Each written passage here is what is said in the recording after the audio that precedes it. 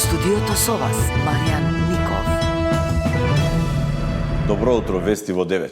Министерот за надворешни работи и надворешна трговија Тимчо Муцунски денеска ќе престојува во работна посета на Астана. Посетата се реализира на покана на заменик премиерот и министер за надворешни работи на Република Казахстан Мурат Нуртелеу. Министерот Муцунски ќе оствари средба и со министерот за трговија и интеграција на Казахстан Арман Шакалиев, како и со гувернерот на Меѓународниот финансиски центар на Астана Ренат Бектуров. На средбата со министерот Нуртелеу ќе разговара за унапредување на билатералната соработка во политичката и економската сфера. При тоа ќе биде потпишана и програма за соработка меѓу двете министерства за период 2025-2027.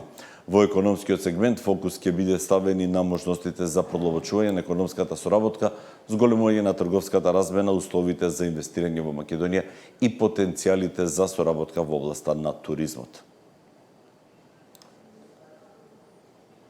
Собранието денеска во рамки на 54-та седница треба да го разгледа владиниот предлог Азир Алију да биде министер за здравство.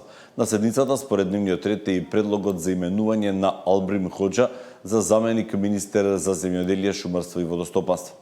Предлог текстот за Алију, доставен од владата и потпишан лично од премиерот Христијан Мицковски, ја содржи биографијата на кандидатот. Во неа се наведува дека Алију е дипломиран електроинженер и доктор по информатички науки, кој моментално извршува функцијата редовен професор на Факултетот за компјутерски науки и технологии при Универзитетот во Тетово. Алију беше министер за информатичко општество и администрација во 2023 и 2024 година, согласно доставеното CV, бил и на други високи и одговорни позиции. Мицковски минатата недела во изјава за медиумите рече дека очекува добра соработка со Алију во рамки на владата. Првиот вице-премиер и министер за животна средина и просторно планирање Изет Меджити смета дека Алију е најдобар предлог за министер за здравство. Министер, како што рече неодамна Меджити, треба да биде добар менаџер кој ќе го познава системот и кој може да придонесе за подобрување на ресорот.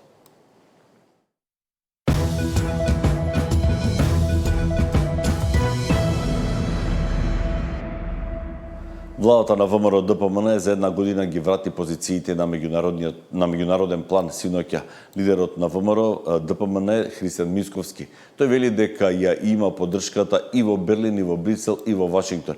И извештајот ќе биде усвоен бидејќи цела Европа знае за посебноста на македонскиот идентитет. Оваа влада на ВМРО ДПМН и коалицијата во изминатите година дена не цели врати голем дел од позициите на меѓународен план, тоа што овие од СДСМ го продадоа. И денеска со гордост ја раскажуваме нашата приказна за Македонија и во Минхен, поведуваме и во Берлин, и во Лондон, и во Брисел, и во Вашингтон зборуваме за нашата Македонија. Тој извештај ќе биде усвоен затоа што цела Европа и Брисел знаат за вековниот посебен македонски идентитет и тоа ќе го поддржат. За македонскиот јазик кој што е факт. Од друга страна, Бугарија заострува реториката и директно побара смена на известувачот за Македонија во Европскиот парламент Томас Вајц. Ова доаѓа неколку дена по информациите за директни закани кои ги добивал Вајц, откако го подготви документот за Македонија. На бугарската политичка сцена се на истав, отстапки за Македонија нема. Госпожа Роберта Мецола, мой колега, аз твърде добре я познавам, работили сме доста години в Европейския парламент, трябва да обърне много сериозно внимание на писмото на българските евродепутати и с цялата власт, която има, а тя има като председател на парламента, да се направи разследване и ако се докажат тези факти, разбира се, трябва да има санкции, но струва ми се, че в цялата тази ситуация доверието е нарушено към докладчиците и докладчика трябва да бъде сменен. Сами виждате, че в този доклад има над 31 срещи с македонската страна от комисията, която изготвя доклада, и само една среща с български представители. Това е много, много показателно. Трябва внимание през цялото време. Между другото, бившият президент Стево Пендаровски, може би видяхте през седмица, каза, че архитектът на, няма да казвам ветото, но на подхода спрямо Северна Македония съм бил именно аз. И с мен няма как да се преговаря, когато става въпрос за българският национален интерес. Аз разговарях с моята австрийска колега и ви уверявам, че няма отстъпление нито на сантиметър от това какво трябва да направи Република Северна Македония. А именно да промени своята конституция и да изпълнява поставените критерии. И за това бях лично уверен.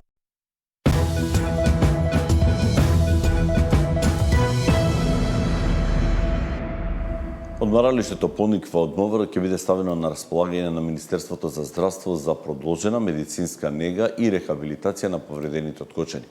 Според проценките на работната група, на оваа локација било полесно да се применува терапија и тоа во подобри услови од тие во Кочанската болница. Според оперативниот план ќе има неколку посебни групи со специфичен третман за секој пациент. Повредените од пожарот во Кочани продолжена медицинска нега и рехабилитација ќе добиваат во одморалиштето на МВР на Пониква. Владата наредната недела ќе донесе одлука со која објектот на Министерството за внатрешни работи ќе се отстапи на здравство. Располага со капацитет од 27 соби и 56 легла. Идејата произлегла од работната група која правеше проценка на состојбата на пациентите и побарање на дел од нив да им се олесни секојдневното одење на физикална, која сега ја прават во Кочанската болница. Со повредените кои веќе се стабилизирани, ќе работат физијатри и физиотерапевти, но и лекари од други специјалности согласно потребите. Во моментот се работи на детален оперативен план за распределба и згрижување на пациентите, во соработка со Министерството за здравство и медицинските тимови, кои ќе ја понесат својата опрема во одморалиштето Пониква и ќе обезбедат континуирана медицинска нега директно на терен. Ќе се направи план пациентите да бидат распределени во неколку групи и циклуси на терапија, се со цел да се овозможи персонализиран пристап кон секој поединечен случај, во согласност со препораките на лекарите.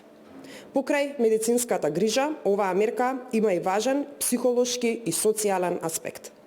Овозможувањето на престој во ваков тип на објект ќе придонесе за меѓусебна подршка помеѓу пациентите и подобрување на нивната психоемоционална состојба.